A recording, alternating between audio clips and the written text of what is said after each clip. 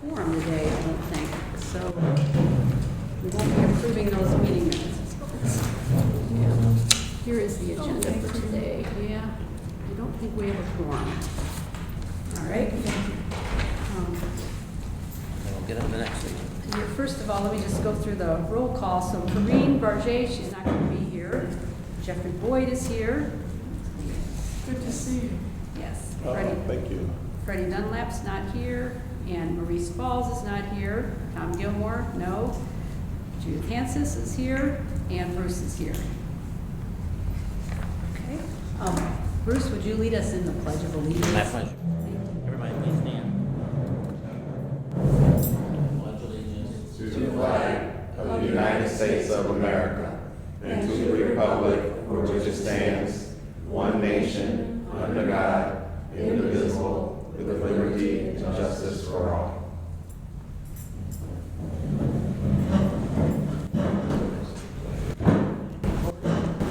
This is, I believe, Alderman Boyd's first meeting, so welcome to the Soldiers Memorial Commission. Yes. Thank you. Good to see you.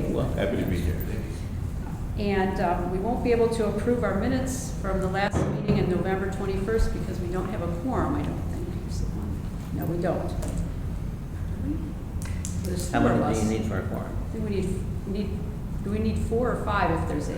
You need a quorum of 5. 5, so no, we can't. All right. Before we launch into the agenda any further, though, I'd like to just mention that Bruce brought in some spectacular photographs of his family from World War I, and they're really, they're special. They're Thank really you. good. Yeah, in many ways. And so if you want to take a look at them, I encourage you to do so because they're really. And then I want to really donate something. them to the, And he's going to donate them all to the Museum. soldiers. Is this Yeah. your father or your it's got to be your grandfather. no, my father was 23 years older than my mother, so my father Wow. and my uncle. Sorry. I Yeah. didn't mean You have to no say idea. wow. You have no idea of knowing, okay. Yeah. Okay, so first thing on the agenda then is update on the Soldiers Memorial Collection and new acquisitions. I'm going to send around this is the kind of the 2019 report, you could call it. This is everything that was accessioned into the collection this previous year. So it's got a description on there and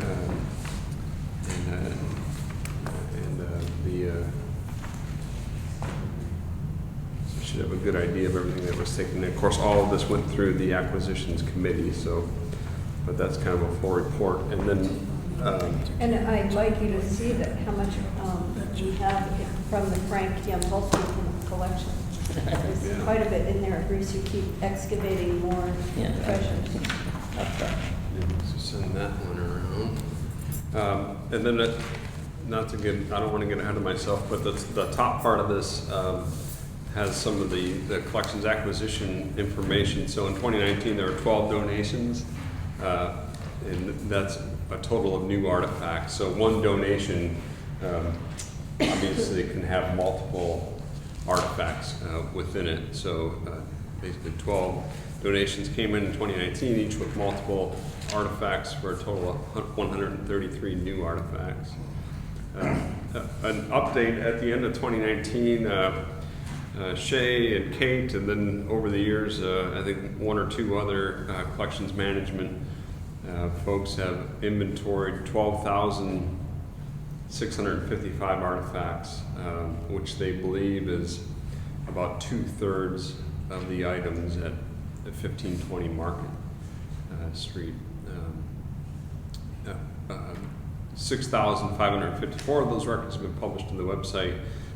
Over 2,300 of those have been photographed. And of course, in the agreement, the original collections agreement, all of the artifacts as they are inventoried and cataloged are photographed and then make their way into a website that is searchable by the public. So so it's a good reminder just that beyond what you see in the exhibits, guests can access or see artifacts in the collection in other ways, and primarily through this website. So that what we commonly referred to as the cross-collection search, that you can go and you can find any of these 2,310 Soldiers Memorial artifacts that have been added to that website with, usually with multiple photographs. And then the information that we have about that particular artifact. So that's it's an important thing to remember, that it's not just what you see in the exhibits that the audit, that people, the general public, have access to. There's other ways to access those artifacts. All of the flags have been photographed, physically labeled, and ready to be rehoused and put in storage. And I know I was over there probably a couple months ago, and we were rolling those flags, so they're rolled in between layers of archival material, and then essentially wrapped in muslin, and then they sit on kind of these little supports. So those flags, if you're over in 1520, you can see how they've all been rolled and rehoused. So that was a nice accomplishment for the collections.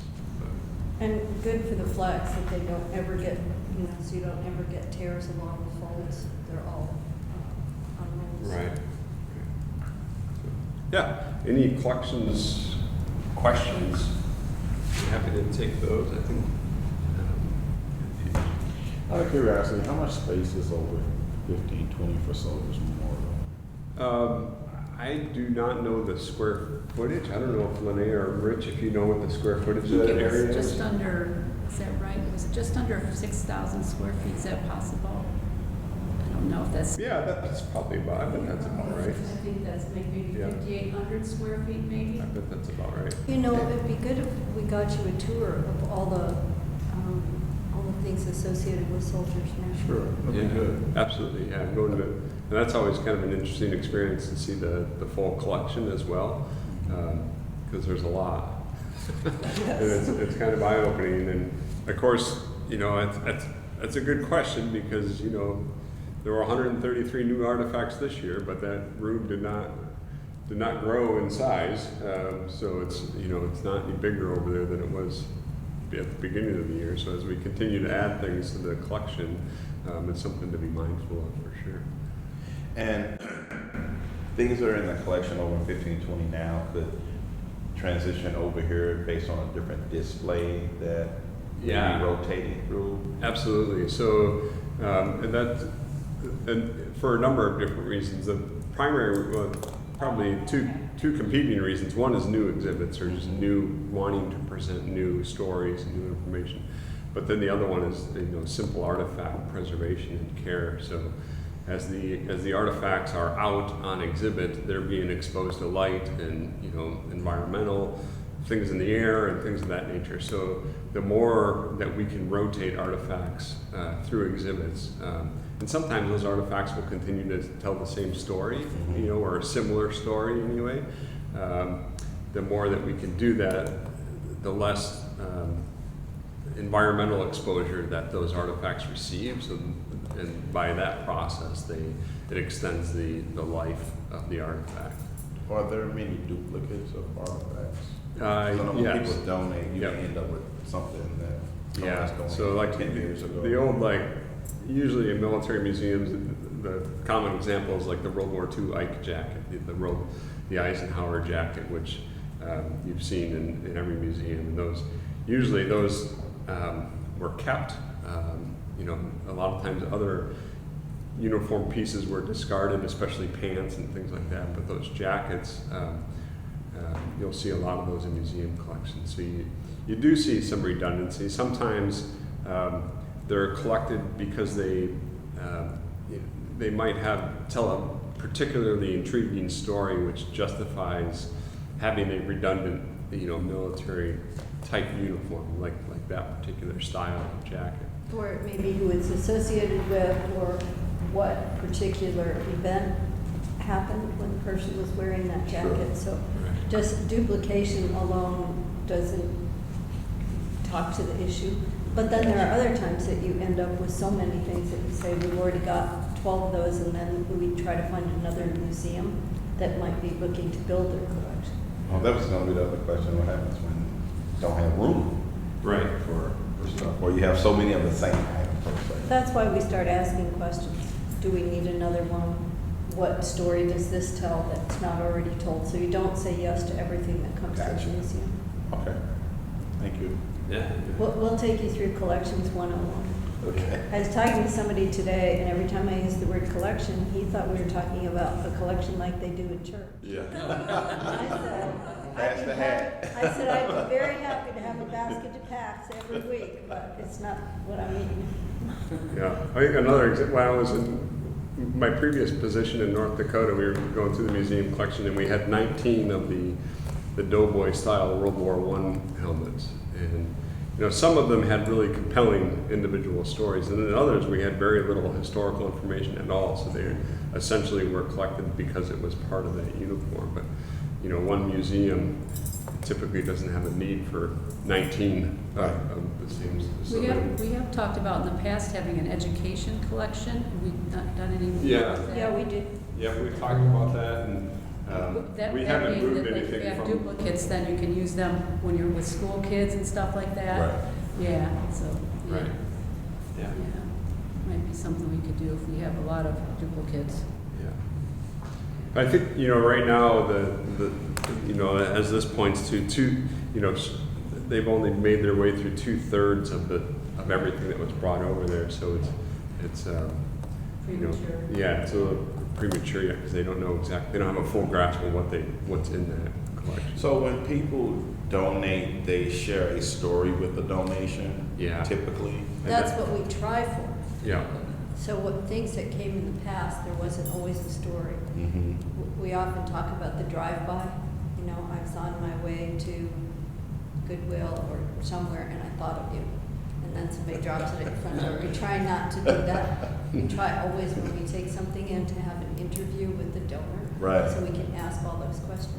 You know, Bruce has been really good about sitting down with everything. He's donated and telling us stories. And we so are you make sure we get videotaping that. some of these stories?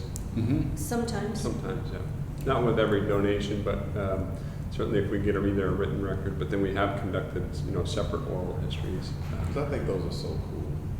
You know, one thing about going through a museum, and my first time going through a military museum actually was Pearl Harbor.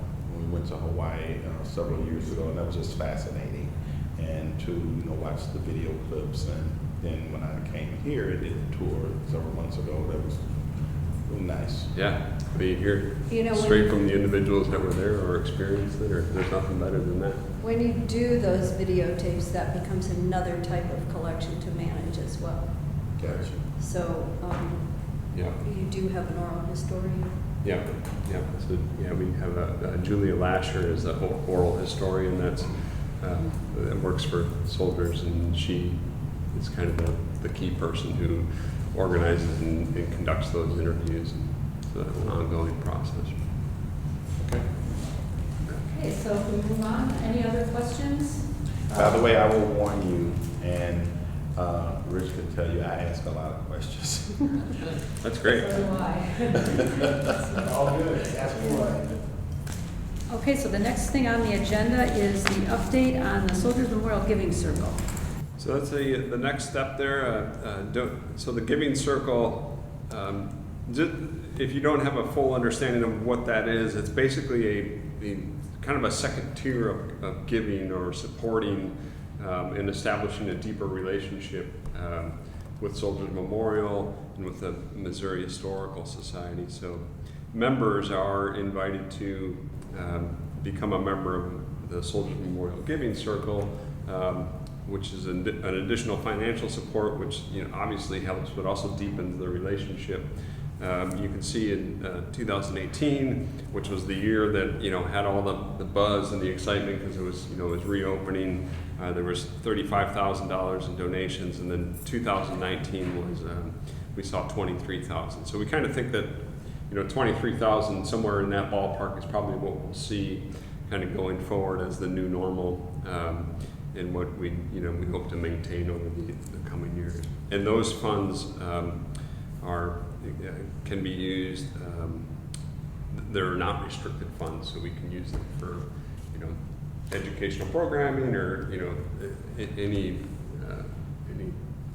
any wide range of uses that you could think of. if you're a member of the Giving Circle, about how many people are involved with that? And do they, other than financial support, do they support in other ways Soldiers Memorial, have you found? Well, they're invited to events. Right, So they right.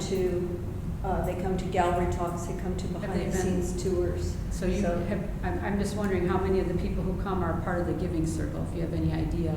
Well, they're not invited if they're not part of the Giving Circle. Right. So They're those- special Giving Circle events. Right. I'm trying to use my calculator to tell you how many people that is. Okay. So you can see in 2020, these two Giving Circle events, Right. the military on the Mississippi River and Scott Air Force Base yesterday and today. So those two events, those are events that are exclusive to the Giving Circle members, where the general public isn't invited. This year, the one that sticks in my mind the most was with Suzanne, and she did a Suzanne That's Corbett. the food one. Yep, and that was food through the history of the military. So she started with, I think, the Revolutionary War and kind of worked her way through different time periods. And she was great. She brought out little samples of different things that were, kind of known for that era. So samples of something that was similar to like a heart attack for the Civil War, and then some other things, but it was this very kind of interactive, hands-on thing. And Judith was there. Yeah. It was fun. So we have some kind of just events, interesting. that are public events. Right. Some type of events that are open to members of the Historical Society as a whole, and then some that we do just for Giving Circle. And what you want with Giving Circle is for them to feel especially connected. Right. I'm trying to get the Curious number. about how many people are in the Giving Circle. I'm trying to get that number. I did a little math, but my math assumed that everybody gave the same amount. How do you get into the Giving Circle? We'll get you membership information. It's do you have any? I don't have them here. That'd be great. It's a brochure basically, and it's a donation and I guess not an application. There's not an approval or anything of that, So you obviously. join the But it's a- Historical Society, and then it's an add-on to the Yeah. Historical Society. Gotcha. Okay. And I don't remember how much it costs. So, but you have to you have to be a member of the Historical Society first, then this. Right. So if you know there's a bunch of veterans out there and they just want to be part of Soldiers Memorial, is that an option? But the basic membership for the Historical Society is so inexpensive. Right. So how do you market the opportunity to become a member? Mostly through, I think probably the biggest push is through public events. So, in each of the educational programs or public events, like there's one happening down the hall right now in room 207. So typically at those, we'll, talk about membership and how that supports the Historical Society, and then talk about the Giving Circle as well and promote that as an opportunity. So when there was when we had the Veterans Day, so were these available out there? They I didn't were. see anybody handing them out. Yeah, they weren't outdoors, but yeah, they're indoors. But Because But that, it's a that may good be a point. missed opportunity. I think so. Because you have a lot of veterans that show up and they're sitting out in the Right. audience, and you might want to have a cadre Very of good people just Yeah. walk around. It can make it can be an announcement. Hey, look, if you're interested in supporting the work of the Soldier Memorial, We could just do feel it free. with the programs. Huh? We have a program. Yeah, you could do that too. Just slide in with the program, but then everyone does get a program, so making an announcement could be important because some people may come late. But I think you have a point about being able to be a member of the Soldiers Giving Circle without having to be a member of the Missouri Historical Society. Yeah, that was something that our board really went through a lot of discussion. And the Historical Society supports the infrastructure of the museum. So we really had to find a way of linking those things. And I think this might be 20, Can you? I think there's a minimum level and then I think there's, it's a minimum of 25%. But the Historical Society, yeah, it's 25 for the minimum level here, and the minimum level at the minimum level to become the Missouri Historical Society member is $70 for military, $70 for senior, $50 for student. So, I see the reasoning behind that. Yeah. so the basic, so if a person wants to be part of the Social Moral Giving Circle, be a military like myself, I would pay $95. Exactly. Okay. And that would give you every month, every quarter, it gives you a magazine of articles about what's happening, and it gives you the calendar, that's what I did, and the currents. Yeah, I can look at Could that. you get some currents? And then you also, twice a year, get a magazine about it. And then you get invited to the behind-the-scenes tours.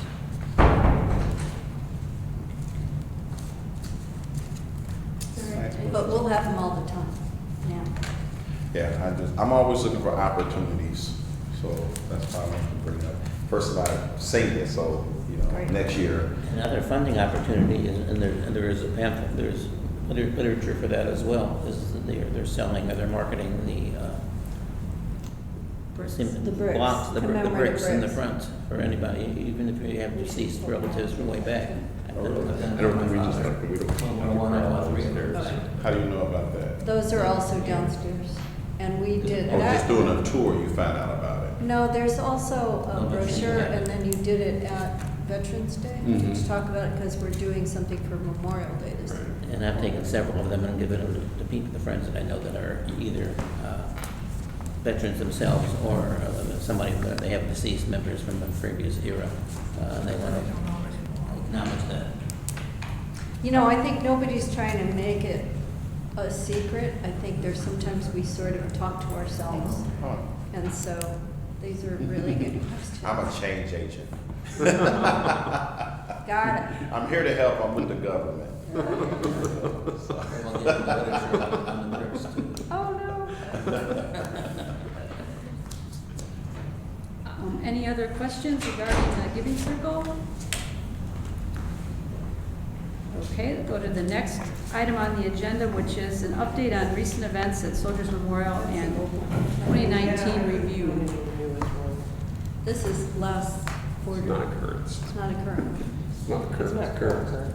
We gotta make sure that you get that stuff. Okay, it's not the current, that's what It's you not I think current. everybody took them this time around. We got Okay. some extras from this one. got it. And there's the literature I see for the bricks. Oh, yeah, do you have a commemorative brick? Thank you.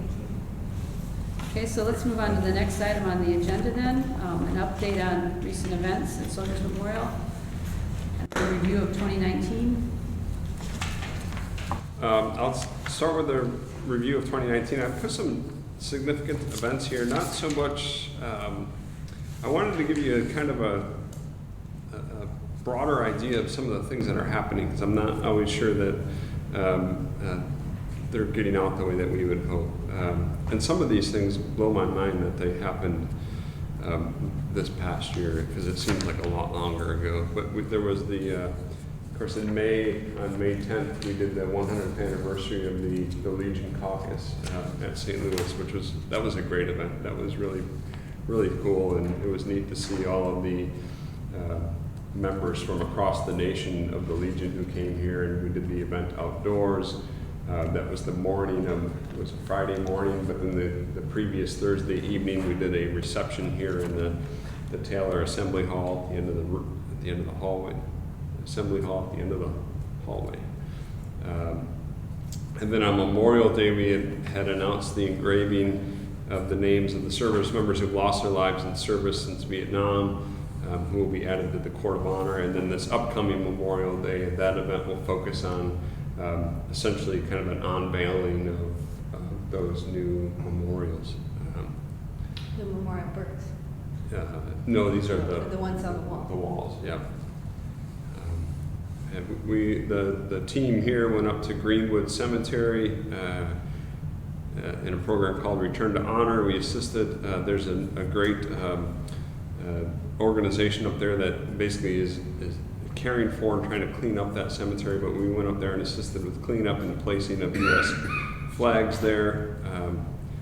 And then we had a couple of great, the Landmarks Association held their awards presentation here, which was fun. That filled the Assembly Hall.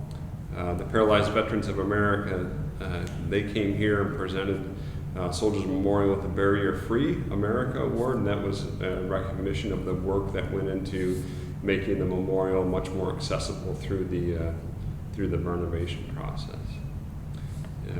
Worked with Big Brian. If you haven't met Big Brian, he's one heck of an interesting guy, and his name is Big is about right. But Brian organizes the American Legion Riders. These are motorcyclists. The Missouri branch, they visited St. Louis for what Brian told me was the first time. And previously they had kind of, I guess, avoided or skipped or whatever St. Louis, but with the reopening of soldiers, they wanted to stop. So they did that. So that was a pretty cool event, and to see, it was a rainy morning, but to see over 100 motorcycles rolling was pretty interesting. Was that a stop associated with the Ride to the Wall in May? They may have went to the wall. They basically do a big circuit around the state. It's like I think it's a 4-day thing, and they put some serious miles on. May 29th. This was June 22nd, I think it was. Is that- Yeah. So it's a separate event. Yeah, and they raise money for scholarships for children who have lost their parents or whose parents have suffered severe disability during service. Patriot Riders or just a bigger group?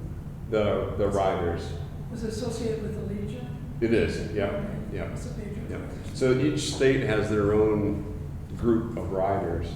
Right. So the Missouri group came here, and then they contribute that money to the national pool of the National They Scholarship do a Fund. lot with that money, I can tell you that. Yeah, and Missouri is, these guys hit it out of the park. They, I think they're second in the nation as far as fundraising, so they're legit. They raise a lot of money for that scholarship.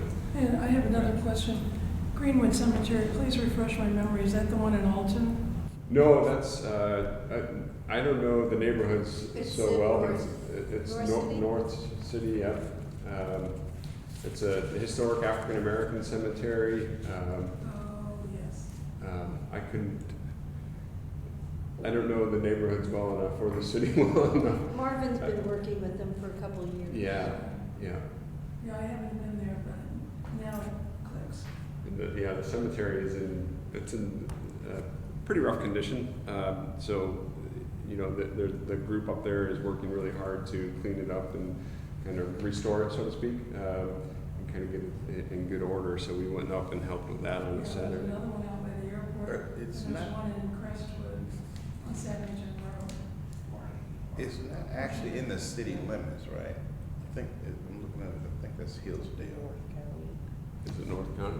I don't know for Yeah, sure. North I'm County. thinking Well, it's it just might be- outside the city Okay. limits. I mean, Okay. actually my ward backs up to Hillsdale. Okay. It's off St. Louis Avenue. Does that sound right? Yeah. Yeah. But, you know, It's been one of those challenged cemeteries, kind of forgotten, kind of sort of. Right. and we've volunteers worked on come out. cleaning it up, and photographing it, and working on putting a database together. So I think that was, probably hadn't heard of that, but yeah, we were up there helping with that, so that's kind of pretty neat.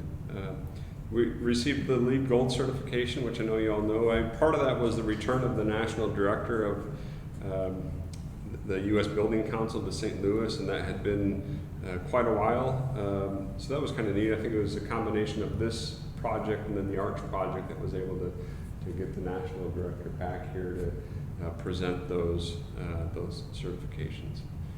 And of course, U.S. Navy Week, that was a fun week.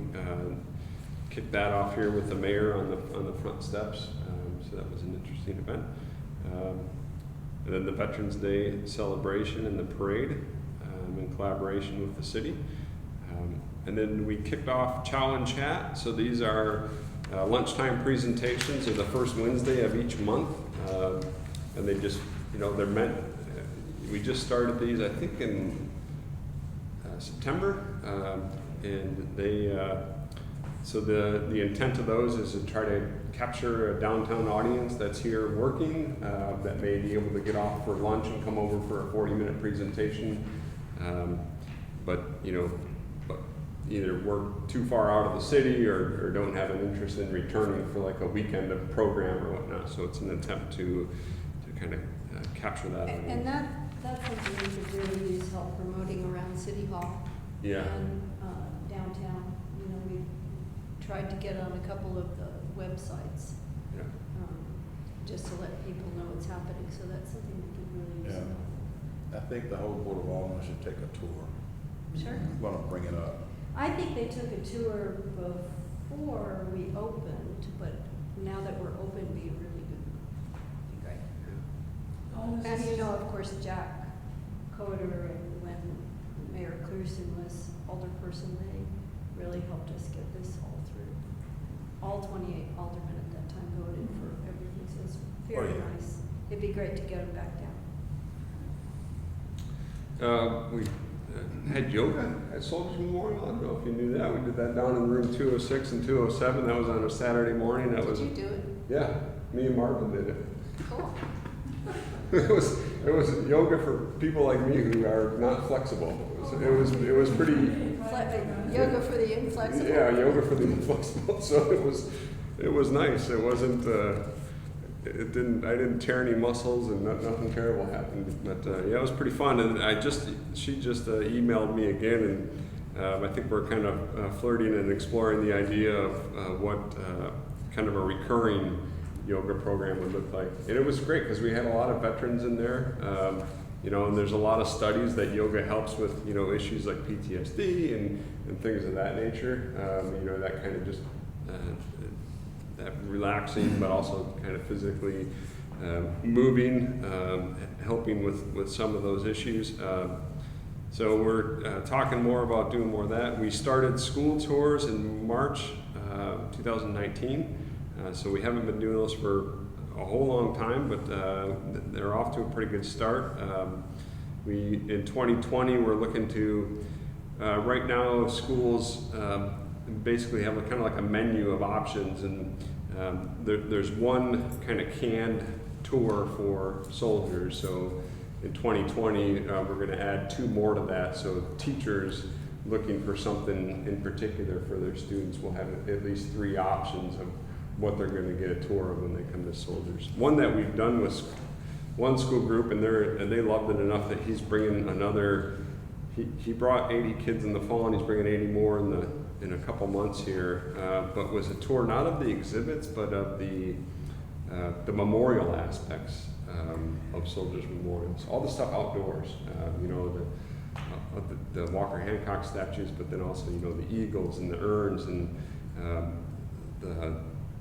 the frieze with all the individual faces on it, and then of course the court of honor and all those aspects. But that was a great event. What we have for teachers, for those of you who don't know, is a web portal. And we also do an annual event every year at the Historical Society where we invite teachers in. And there's a whole brochure about educational programs. The teachers have a web portal. We feed a lot of programming information through that portal that goes out to. We do 11 different web interfaces with the community. And so the teacher portal is one of them. And I haven't seen the numbers for 2019, but 2018 we had like almost 32,000 students through those programs. And when we had the number 1 in civil rights exhibit, we had 51,000 students through those exhibits. So every year we have every 4th grader in the city, and now we're working with the county as well to try to get those school groups in. But the educational web portals are very, very well used. That's for the Missouri Historical Society overall, not for Soldiers Memorial. Right. So that soldiers is one of the options. Right. So teachers have soldiers, the library and research center, and then what we have at the history museum. So there's a lot of different ways that they come through and know about our program. And then the veteran stand down event, did that again in the fall, and they're looking forward to do it again next fall. They've shifted the focus of that a little bit with a real heavy emphasis on getting legal support to veterans who are in trouble. So that's a partnership with, obviously I'm not providing any legal help, but it's a partnership with, SLU Law School and the city courts. And that's something you had done for quite a while, right? Stand down. Yeah. So that's continuing. And how about the Stanley Cup appearance? Yeah, definitely. I was so mad that they. Definitely were impacted by the Stanley Cup. I heard about it somewhere or another, but couldn't come. Yeah. So that came. So yeah, that's not on there. So, but yeah, it was all this. Yeah. And a you lot were of stuff also in featured, weren't you, 2019. at the Blues game? Are you going to a Blues game? I'm not. I got. That's a long story, but I won't go into it. Rentals and building uses then, we're up to, let's see, so you move on to, Yeah, so 37 total rentals. That's use of the building, but that's not including our own educational programs. So those are outside organizations coming to us, and then 15 military either promotions, retirements, change of command ceremonies, and those are all free to those military related events are free to active duty in the reserves and the guard.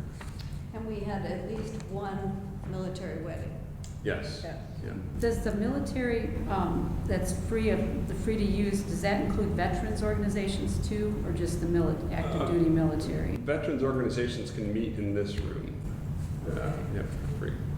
And do. I've been here for Legion. Right. So the free of charges for the military Right. military groups, Or veterans. not, No, veterans get this room for free, but they wouldn't get like the auditorium or the. Right. They get a discount on the other rooms. So only active duty reservists and active duty personnel get a free. Yeah, and they can use any space in the building that they want for those Retirees for those ceremonies. Yeah. No, they can use for like the retirements and No, promotions. actually retirees. Yeah, They get For free the too. ceremony. Only for the retirement ceremony. for the ceremony. Yeah. So we've Otherwise, done- they could use this room. Right. If they're a veteran service organization, Or if you're retired, just if you're retired and you want to like, have a party. no, You're just like everybody then there else. would be a charge. Yeah. Gotcha. It has to be military connected. No card games, no parties, no Right. dancing on tables. No alcohol. We're strict. Gotcha, okay. But you said there's a discount. Yes, there is a There's a discount. military discount. Yes. Okay. do you have any idea how many veterans events there were? This, not trying to put What you do on you the mean by spot, veterans? because this just says military events, were there like veterans meetings and things like that? That would be included in the 37 Oh, total. okay, so that's included with the 37, okay. This includes things like when the Legion does their Memorial Day event and they, Yeah, that wouldn't be included in this 37 number. That would be separate as like an educational or public program. So this 37 number is just like,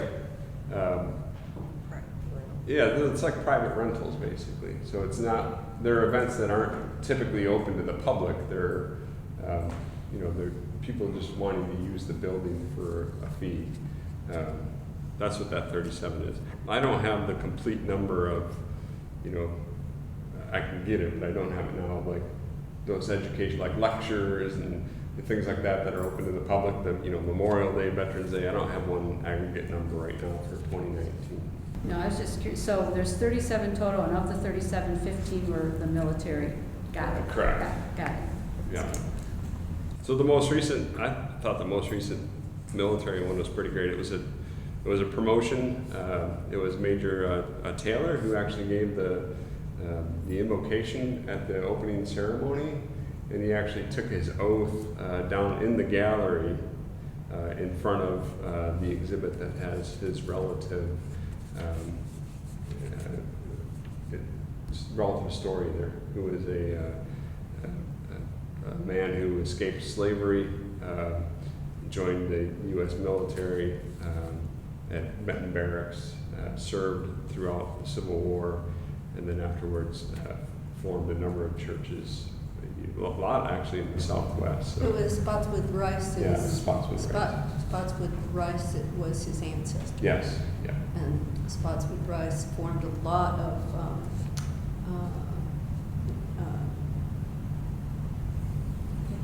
United Methodist.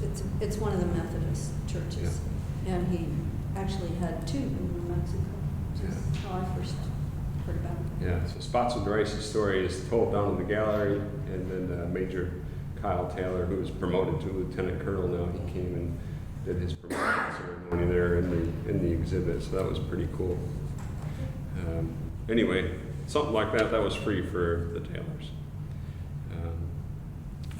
And then there's the attendance number. So basically, if you're looking for an average, it's somewhere just over 100 people a day over the course, on average over the course of the year.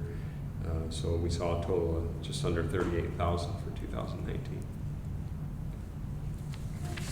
It's not bad. Yeah. Jessica, can we keep track of those other events too, so we can see them? Yeah, we have them all. I just don't have them aggregated in number. We keep track of everything. Everything. But Pull it down. Mark just kind of made a greatest hits. Yeah. Sounds good. Any other questions on recent events and the 2019 review?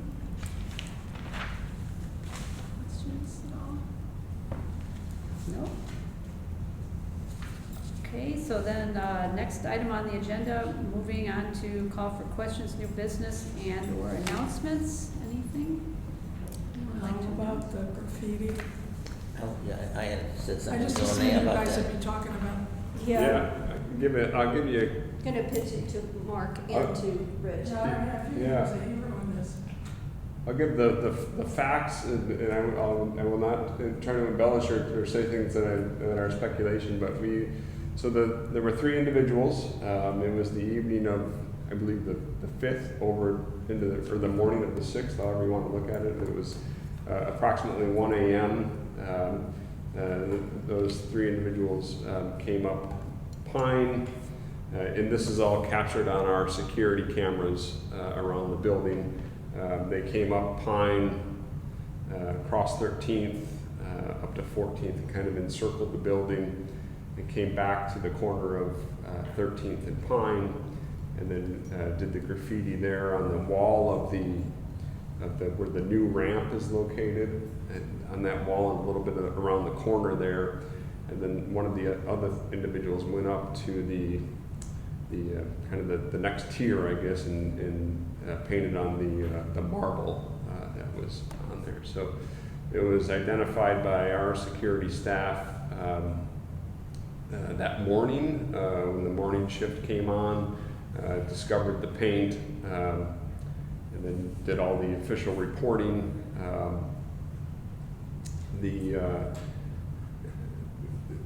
We started working with the video cameras to try to identify when this happened and try to see what we could collect from that. That was turned over to the police department, who then used that in their investigation. That next morning, the Monday morning, STAT, the stoneworking company, they came out and did the cleaning and the removal.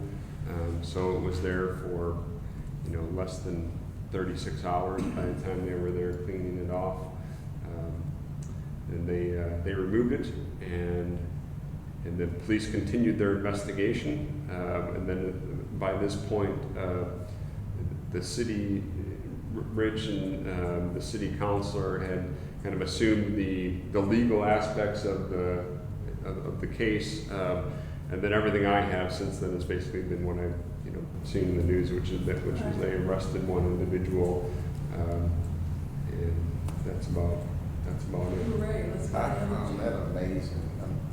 They arrested them because they were able to follow the cameras down Pine Street because they came on foot.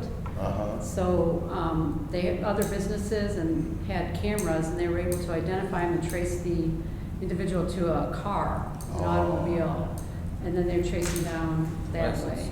So what they got Yeah. is the driver or the owner of the car. Got it. Correct. And, you know, However- that young man and his, I'm sure that young man and his mother are having long talks about loyalty versus accepting responsibility for your friends. Yeah, and the SLMPD is taking this very seriously, and they're pushing forward with charges. So it's gonna go forward. So the moral of the story is the real-time crime center works well. Yeah. They trap these guys all the way down, they got a license plate reader, they Right. hit their car. So, you know, we all talk about the cameras, but it worked in this case here, so. Yeah. And we're really grateful that, And the young the detective involved, his name is Detective Hayden, and he's been very responsive as well. So it seems to be going, it's like it's working the way it's supposed to work, I guess I should Hooray. say. Yeah, Makes people want to rethink doing something bad downtown. That's a good thing. yeah. Yeah, it got so much publicity Yeah. that it should put people on notice. I can say it was extremely disheartening, obviously. You know, it was a really unfortunate event and frustrating and everything else, but I think we fielded 7 calls from different companies who either do some kind of power washing or cleaning, and then a couple of individuals who wanted to come and clean it. So the outpouring from the community who in these companies that wanted to come and do this cleaning work for free. They weren't going to charge for it. They wanted to come and clean it for free. I think we got 7 offers, which is just to me was it was just really wonderful. It just felt so good that so many people cared, and these companies that have the tools and the skills and the expertise wanted to support at no cost, and I thought that was really wonderful. So out of all of the anger and frustration that I had, that at least made me feel good. Silver lining. Yeah, yeah, There are still good people out here. yeah. Yeah. Any other questions or new business or announcements? I had something when I walked in, but it's, Anything else? yeah, I was thinking when that hit the news, oh, I'm so glad I'm not in Mark's shoes. He's got a task ahead of him, but it sounded like Yeah, it was. you really handled it well. And the timing was so terrible because I took a lot of time off around Christmas and New Year's, and I was feeling good. You know, I was recharged. I was ready to come back, and then it was that Sunday morning, and I was like, oh my goodness, what a new start here. So, but anyway, and but that's all right. Mark woke up the rest of us with that. So I do have a question. So I know everything is relatively still new, but is there a strategic plan, for new capital improvements over the next 3 to 5 years, or new programs, or anything like that? So on capital, one of the things that we do in Missouri Historical Society is that we fund our depreciation. So we have, which I have never been in an institution that does that, but we do. So what we do is each year when we make the budget, we have a percentage that goes into a depreciation account. And then we create a renewal and replacement budget. And so we spend within that budget every year for whatever, the computers need to be upgraded, or we know that there's acoustical work that needs to be done. So that is something that we do each year. We do have an endowment that provides a certain amount of operating funds every year. And we also are active in grant programs and grant writing. So Mark works with our grant writing office to look for grants and sponsorships for different programs. We're working right now on what our long-term exhibition schedule will be, and then we start fundraising for those and looking for sponsorships for those exhibitions. So that is part of how we create the 3 to 5 year budget. So currently, do you have something documented on the exhibits over the next 12, 24, 36 months, currently on paper? Yes. Yes. You do? Yeah. Okay. Can we get that for the next meeting, or Yep. can you email it to me? I'm Yeah, just curious. absolutely. We'll bring it to the whole meeting Yeah. because the way it has to work is it also has to work in with the Missouri Historical Society for our exhibition changes at the main building. Mhm. So that's what we're working on right now, is we know the next actually 5 years of exhibits, Mhm. and we have a big spreadsheet, so we'll work on that. I'd rather bring it to the meeting Sure, and that's explain it, fine. and then you can see how it fits in. And what about educational programs? Are you looking at adding additional type of programs, or, because that's Mark kind of and separate Marvin from are capital? already- Yeah, Mark and. Yeah, I don't know if you met Marvin on your tour before. He's the Director of Education and Visitor Experience. I met him. Yeah. He had the uniform on, veterans. Yeah. Tan yeah. outfit. Yep, that's him. So he, He's always playing a part. Yes. so he has the next year's, all the educational public programs. Mhm. You know, he's building those, and you know, they're more complete the closer they are, and then as we get, you know, down the road. But he's got 2020, you know, well kind of thought out and planned out, and what, you know, at least the major events that are happening. So there's that aspect of it, and those are kind of the educational public programs that are open to everybody. We advertise them as broadly as we can and capture as large of an audience as we can. So there's that aspect of the educational program. And then the other aspect is the schools, and that we are building this year. So we just started giving school tours in March of 2019, and that was, you know, we've been open 5 months at that point. And so Marvin has built his staff up, and it's that kind of And the volunteers. And the We also have volunteers who do the tours. the guided tours, yeah. What about speaking opportunities at the schools when they're doing their government civics classes and they're studying certain pieces of history? So Are you we have a connecting with speakers- them we have a in the speakers- school, not necessarily coming here? Yeah, we have a speakers bureau that is booked through the Missouri Historical Society. So Marvin is here on site. Mhm. We have an office at the Missouri Historical Society that has a speakers bureau. And so somebody can call into that. And then we have some set lectures that we do. Mhm. We have a group of staff members who go out. So Mike Vinso, who is the curator of military history and arms and military history, he goes out quite a bit to different community groups and schools. And then we have a group of educators who also work with Mark and Marvin and Mike to look at what are the benchmarks and standards that the schools have, Mhm. and how might different programs related to different exhibits work with us. And we work with like the Boy Scouts, the Girl Scouts, and offer different programs. And is there a cost associated with that? There is a small cost for the Boy Scout and Girl Scout programs, and I forget what it is. It's a couple dollars a scout, which is consistent with what the other museums charge. The other programs, we have a grant that supports some type of programs. Mhm. We don't usually charge for them, but we also have that's why we have a limited menu, Mhm. because it can't be open. Gotcha. And there is, if you rent the facility plus you want a guided tour, there is an add-on cost for some of the tours. Thank you.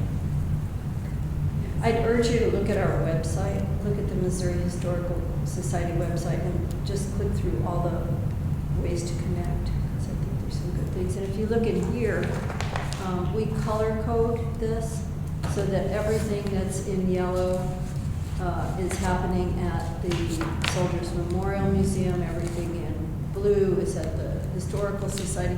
And we don't do all of our military programming here. Some of it we do up at the main museum, some of it we do here.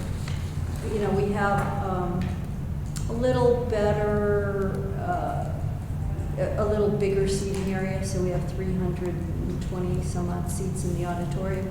So it's going to be a really big program, and we'll do it up there.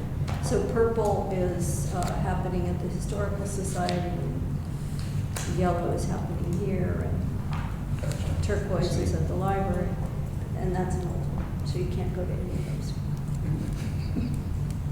Is there anything else? Any other questions? I was just gonna say, we were gonna do a walkthrough of the West Museum today, but if it's okay with people, maybe do that next time? Sure. Okay, since after 4. Oh. Parking permits. Yes, absolutely. So I'm going to send these around. Please take from the, oh yeah, number 2. Yeah.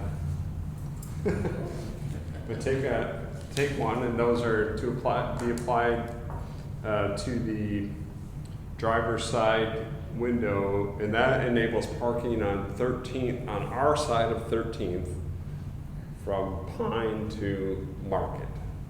If you went out there today, you'd see that there's signs that say permit parking only.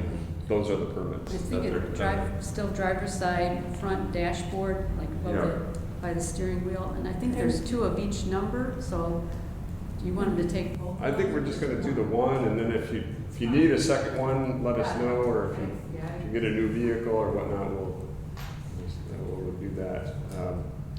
Driver's side window Yes. on the bottom. Right above the city sticker. Yeah. My city sticker is driver's side front dash. I knew that would bring big Yes. bands. Driver's By side where? where the emissions test thing is, the little thing where you get your Yeah. bike right above there. Right above it. Or up below, it's somewhere in that front corner of the dashboard.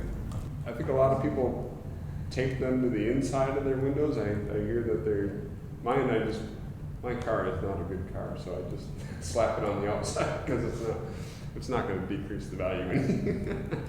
But if you have a good vehicle and you don't want that thing to stick real good, maybe tape it to the inside of your windshield instead of sticking Chris it has a to good car, so.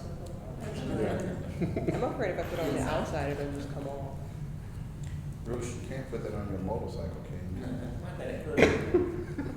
I'm gonna get some tape from you before I leave, because once it goes in my car, it will be lost. Once it goes in my purse, it will be lost. Yes. Anything else? Guys, looking at the park along. Pine? Yes, it's still for these commission meetings, we'll keep doing what we've been doing, which is putting the permit signs out on Pine. So yeah, you're more than welcome to park there. We'll keep doing that for the commission meetings. But without the signs, the reserve signs up, you still can be ticketed if you park on Pine, even if you have this permit. Yes. Because the permit's only for 13th Street. West side of 13th between Market and Pine. Yes. Yeah. That's just my age. And the date of the next meeting is? The date of the next meeting is Thursday, March 19th, 2020 at 3 p.m. I'll throw there, I guess. Thank you for it. Yeah. Oh, yes, sir. This may be the number of how many members we have, this would have been waiting, could just. No, sorry, It's okay. dinner reservation. You guys, are there anybody, have anything else to add?